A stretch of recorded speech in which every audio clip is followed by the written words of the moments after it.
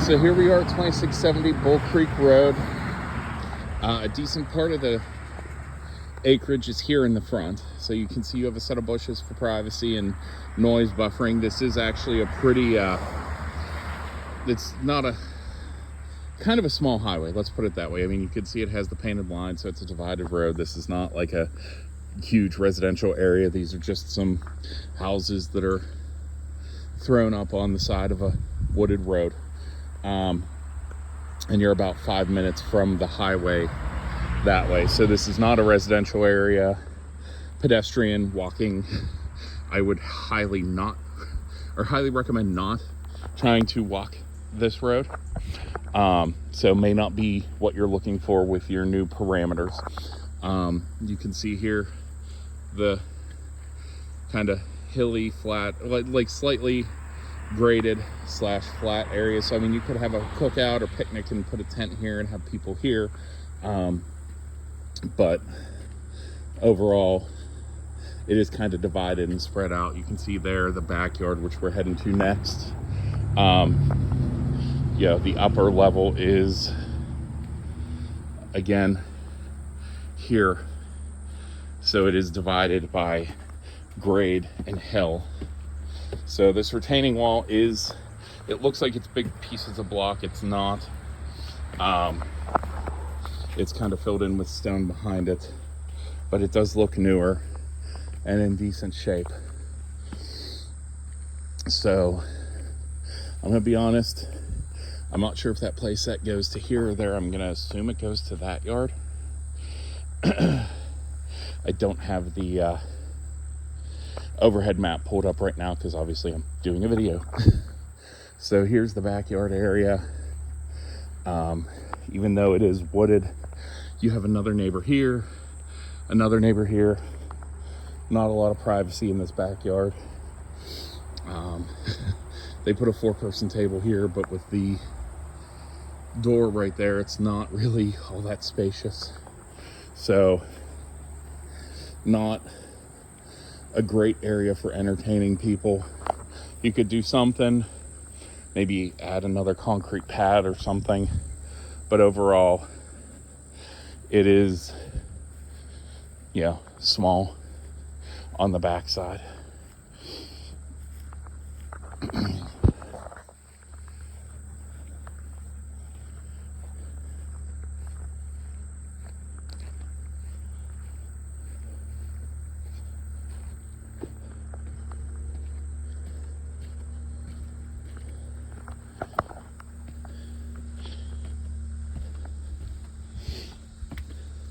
But you do have your 2-car garage here, room for another, you know, you could have another car here and still should be able to get in and out relatively easily. So 3 cars, easy. 4, then you're gonna start playing car Tetris when you need to get out and go places. Right here along the garage wall, looks like termites got to the wood frame here. I'm gonna assume, since it stopped, that it's been treated.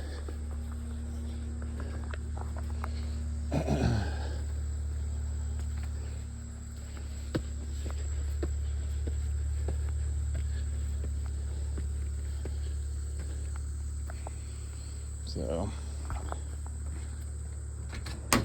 not sure which door the lockbox is on, so probably not this front door.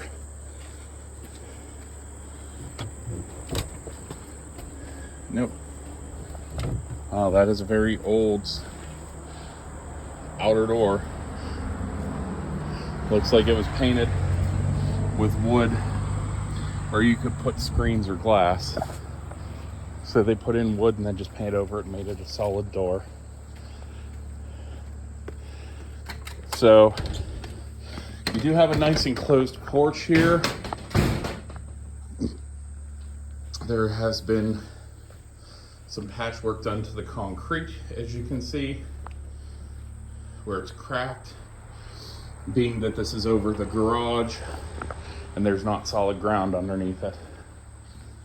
But we'll get a better idea when I get into the garage what it looks like underneath and how aged it is. So as we walk into the house, you have an entry room. So this could be an office, a mud room, an extra little like kids TV room. You could just have the TV up on that wall, or over there, or over here. Let me zoom out over here and put like a couch or a love seat there, some kind of seating there. So it is kind of an all, go a bunch of different ways on what you use the room for. Oh, looks like we have a side stairwell, but let's stay on the first floor, kind of do it one level at a time. Here's the living room. Looks like the fireplace was replaced by a wood burner, so a little bit easier to maintain. Looks like it is boiler heat. You can see the window air conditioner here. Looks like some moisture got in there. I'm gonna guess the flashing from the chimney either aged and went or wasn't done properly. Window-wise, these are pretty old. You can see they have the rope for the rope's dead, gone, not even there. So this window probably won't even stay open when you open it. But these windows, single pane, you can see the ceiling there going. If these are a day, they're old. Single pane. They look like they're manufactured. I don't see the waviness to them, so that tells me 50s to 70s-ish, somewhere in there. So they're old, very energy inefficient. Again, here you can see the wood on the outside, and even here on the inside is water damaged. So, and again, most of the ropes to hold the windows open are just gone. So these are pretty much windows in name only at this point. You're not gonna be able to open them or leave them open. Realistically, yeah, it's gonna need replaced. A year, couple years, I don't know. I wouldn't imagine too much longer with how weather beaten the wood on the outside is. I mean, eventually these are just gonna start falling out because the wood is all rotted away.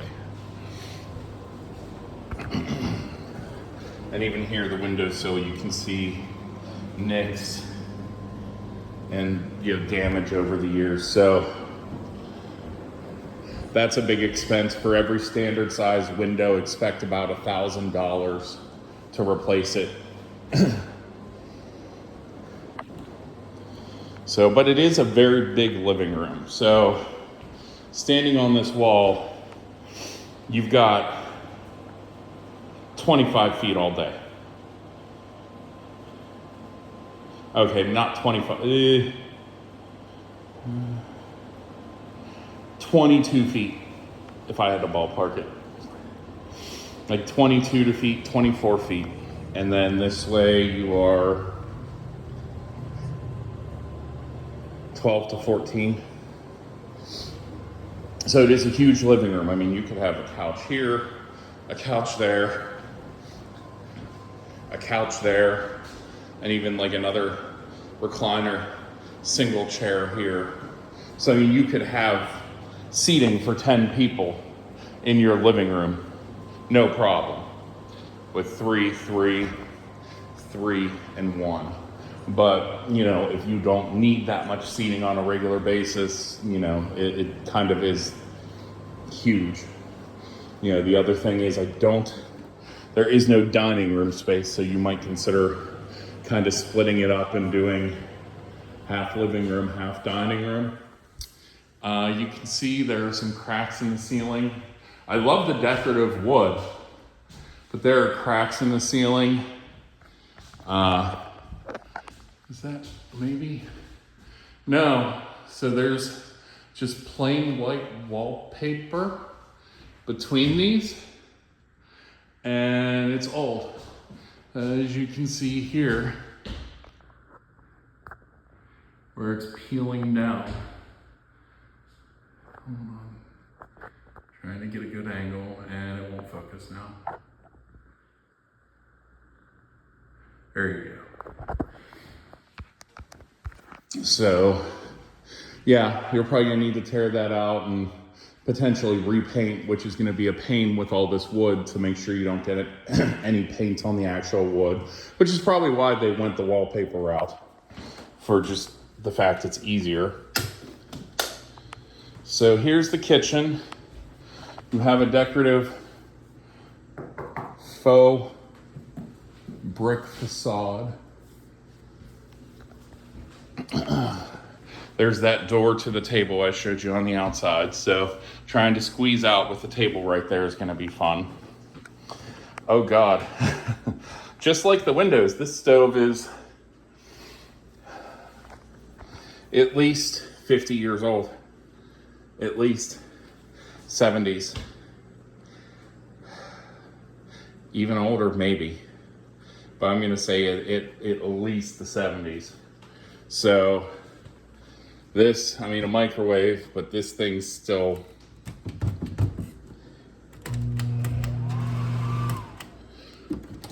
oh, there it is. I mean, it's small. This is like 1984. Yeah. So this is like one of the first commercially available microwaves. Because I mean, they didn't really become commonplace until the 90s. So 84, that was really expensive and really, really, cutting edge for that time frame. Now, the fridge at least is modern and the dishwasher. But looking at, there is a ton of cabinetry. Now again, this top one here, I'm 6'3", and I would need a step stool to get into there. The rest of it, a little more easily accessible, although you can see the step stool still needed for, I can just get up to those top ones. So, tons of storage. It's just not all easy to get to. And I'm gonna guess, looking under here, oh, color me surprised, but looks like we have PVC for the drain. Might still be copper for the water. Yeah, at least partially copper for the water coming in, but not as bad as I was expecting.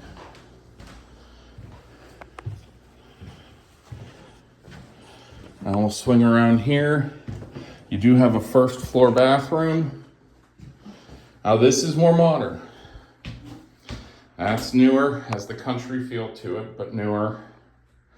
Toilet, definitely newer. And this is custom tile. This isn't an insert. This is custom tile work. And a newer tub. So whenever this was redone, they replaced the tub as well. So this is in good shape. Looks like that might be a water filter, which for out here, yeah, you might get a little bit more hard water, so that might be why they have that there. Might be a pressure regulator, but either way, it's there. Here we go. You have kind of a spare room. It has a closet, so it could technically be a bedroom. So space-wise, probably 13-ish. Yeah, like 13, 14 feet by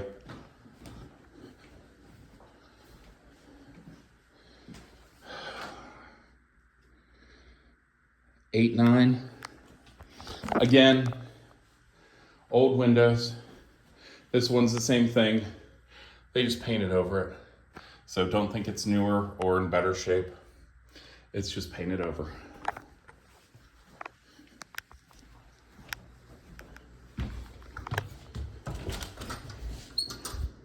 Oh, that's to the basement. So we'll do that last. Okay. I thought that was like another additional set of stairs upstairs, but it looks like this is the only way to get upstairs. So here we go, up the stairs. Oh, I hope you like Knotty Pine, because there's an absolute crap ton of it. And one Knotty Pine bedroom, irregularly shaped, dormered, window air conditioner. Decent amount of storage space though. There's that there. Dormered closet space here. Well, shelf space here. Dormer space here.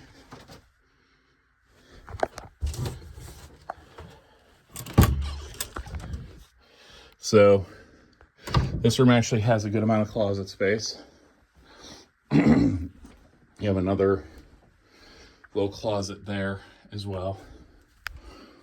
You have a second room here that's only been drywalled, not painted, not even bordered.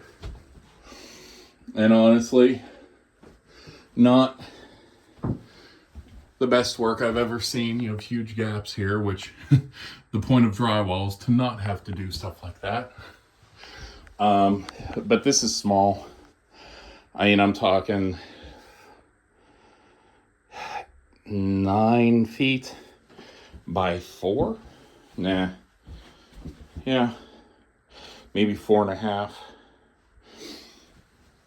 So, not really giving you a ton of extra space. You know, that's one bedroom. Then that means whoever has this area of bedroom, you're basically open to the world.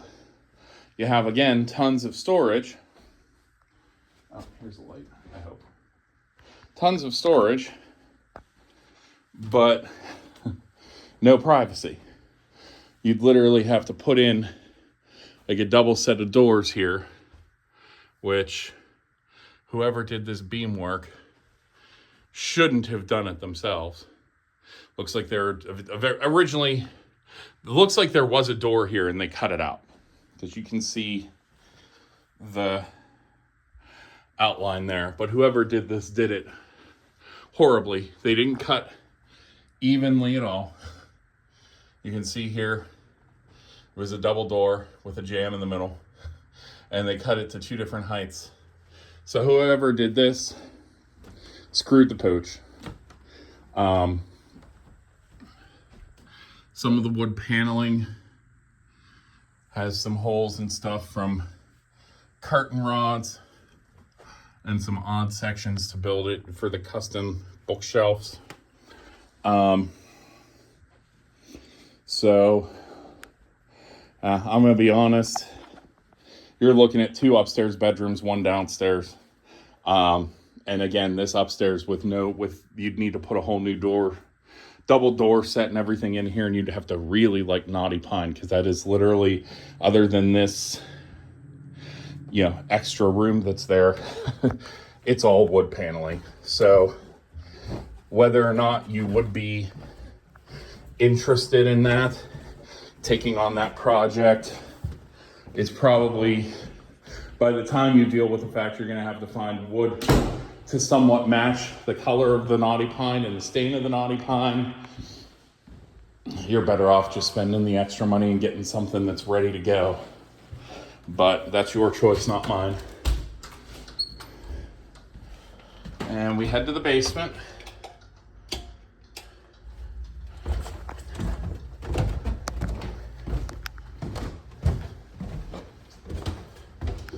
So this is interesting, but we'll start with the breaker box since we're here now. Again, old house, multiple large pieces of cloth wrapped wiring. You have cloth wrapped wiring going up to roof heaters, which is concerning because that's going to be a constant in the winter if you have those on for hours on end. That's a heavy power load, but a lot of old wiring. When they replaced the box, they didn't bother updating the wiring like I've showed you in a lot of the, in a decent amount of the other houses we've shown.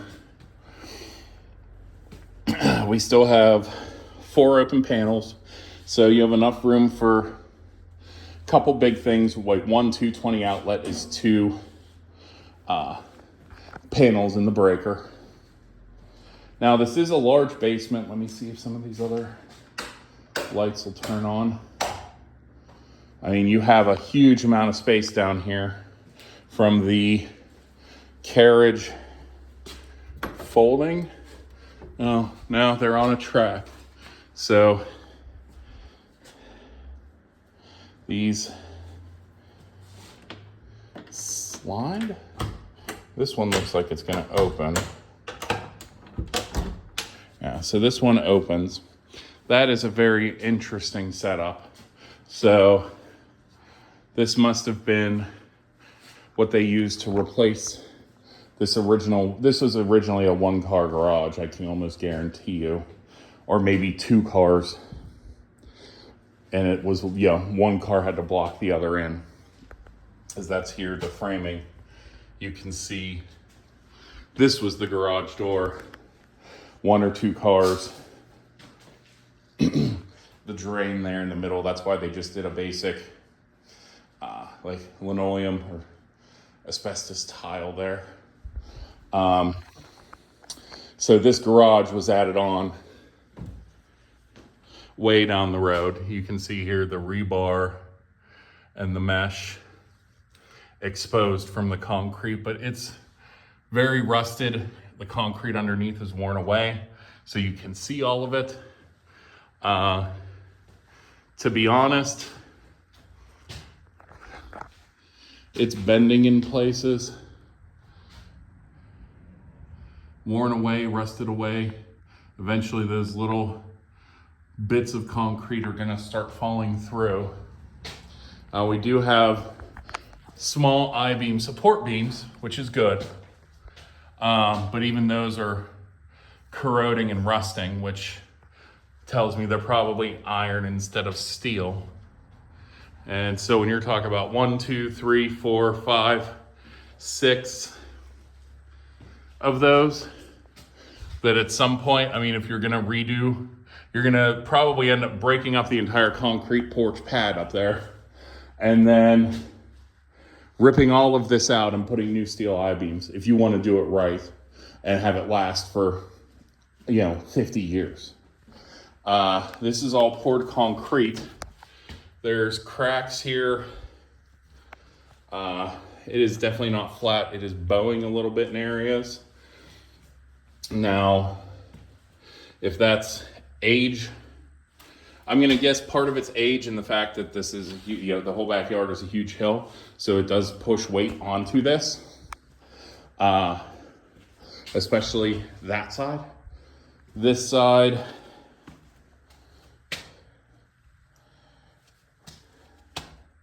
this might have block behind the poured concrete. I can't entirely tell.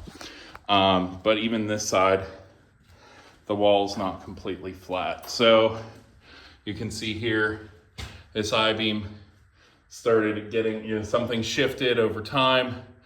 Extra stress was put on this I-beam, and from the corner, it cracked all the way down. So this isn't you need to tear it out like today, but I wouldn't say more than a few years. But I'm not a professional. This might be one where if you decided to move on the house, besides a regular home inspection, you get a structural engineer in here. They're going to be the ones who can tell you how bad, how much longer this is gonna last from underneath, because like you can see here, I'm trying, well, maybe you can see here, like there's some major curvature happening where this webbing is in certain areas. So I would highly recommend a structural engineer evaluate that, and that would be part of your due diligence process in purchasing the house. I would not just buy that, or if you do, assume, okay, it's going to be done, in the next 5 years, in the short term. So at that point, account for that in the offer price. Again, an older house, something you rarely see is a basement fireplace. And you have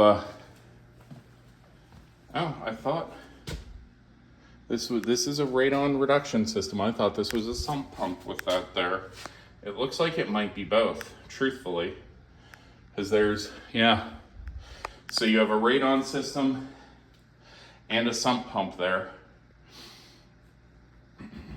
I don't know that I've ever seen them installed together, combined. You can see the poured concrete foundation having some more issues here. Waterproofing and a interior French drain all the way around here. So literally this entire wall, everywhere you see the brighter white, to the sump pump and around, and in the laundry area too. So we'll go around this interior wall and take a look, but I'm gonna guess, pretty much every side of the house that's not where the garage is. So you have that interior French drain a couple feet from your boiler, which is a Carrier brand. Looks like it was installed in 2020, so newer, but and you can see here, again, the wall's struggling, the concrete just getting very old. I mean, when you're talking 100-year-old concrete, here you can see a lot of the house. You still have cast iron. There's a rust spot that will eventually become a pinhole leak sooner rather than later. Same with that there. You do have some PVC that's been run, but even your main boiler is all cast iron. So expect pinhole leaks and replacing lots of piping if you live in this house, let's say 20 years. Because cast iron puts it very old. If you're of this much cast iron, it's from the 60s or earlier. Everything you can see here, they replaced a lot of it with copper, probably because there was rust like some of those other areas, and they replaced the copper knowing it just needed to be done. They needed to build an extra section for the expansion tank. The boiler was probably very old when they replaced it, 50 plus. So I'm just seeing a lot of work for you guys. And I know you said you're not afraid of work, but I'm talking, again, an electrical that goes outside maybe, but this is old. This is 70s, like 60s, 70s wiring. All of that here. More than the house than not is gonna need updating mechanically. Wiring, piping, your heating, piping for the boilers, and a foundation that is not holding up to water well, has water, and yes, the interior French drain will keep the center dry. That does not fix the problem that concrete is still getting moisture in it. Concrete does not handle moisture well. And here, you can look in this corner. It's really bad here.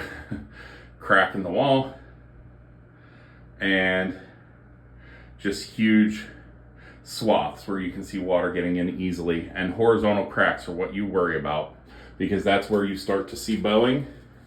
It really isn't yet, but will it eventually? Probably. And there's probably a shower there at one point on a pedestal that they ripped out, because you can see water lines. Oh yeah, and still a shower head. You can see I kind of laser focus and just look at one thing at a time. So plus I try to keep an eye on the angle of the phone to make sure I'm actually videoing what I'm talking about. So the sink has been removed. You still have the little vanity there, just the toilet that's left down here. But yeah, in the end, what I was talking about, water in a poured concrete foundation, it's not going to get better unless you dig out the entire perimeter of the house on the outside and waterproof it from the outside. You're still getting damage happening to the poured concrete. Yes, you're keeping it dry with this, but you're keeping the interior of the basement dry with this, or drier with that. I mean, here's one, but it looks like they have 3 other dehumidifiers just sitting around. So, personal recommendation, run fast, run far. Because you're talking about foundation repairs, waterproofing. If you want to do it right, digging out the entire perimeter of the house and waterproofing it, so that way the concrete is not getting moisture anymore, then you can start repairing the inside and know that it's gonna stay repaired. So yeah, that's my opinion. Again, you guys, it's your choice. I don't see where it doesn't become a problem in the long run. Sorry, I'm trying to look for light switches as I shut everything off as we go. Oh, there we go. Yeah. Okay, so there has to be a light switch for this. Follow the power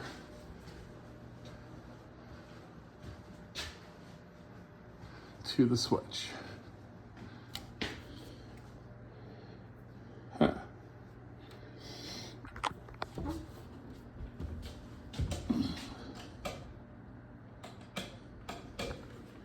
Oh, I thought that would be it, but I guess I'll figure that out after the video. But that's the house in a nutshell. Let me know what you think, if you have any questions, and I'll be in touch.